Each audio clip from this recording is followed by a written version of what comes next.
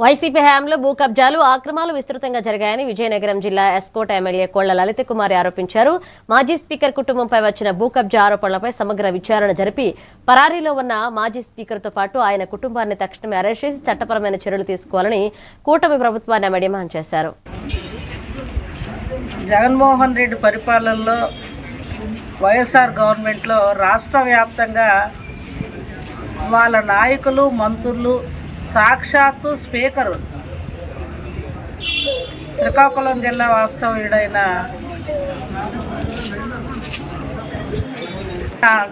భూ కబ్జాలు చేశారనడానికి ఇవాళ ఈనాడు కూటమి గవర్నమెంట్లో అసలు వ్యవహరించాలి. కానీ ఆనాడు ఆయన అసెంబ్లీలో ఏ విధంగా వ్యవహరించి ఆనాటి ప్రతిపక్ష నాయకుడిని ఆనాటి శాసనసభ్యుల్ని ఎంత హేళన చేసి మాట్లాడి జగన్మోహన్ రెడ్డి మెప్పు కోసం వ్యవహరించాడో రాష్ట్ర ప్రజలంతా ఆనాడు చూసాం మనం.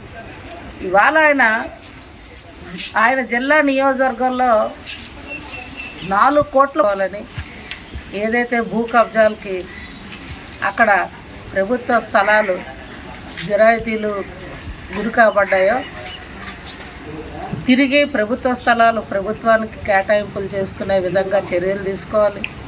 అదేవిధంగా జరాయితీలు ప్రజలకు ఇవ్వాలి. వాళ్ళ మీద చర్యలు తీసుకొని అరెస్ట్ చేయాలని చెప్పి ఆ కుటుంబాన్ని అరెస్ట్ చేయాలని.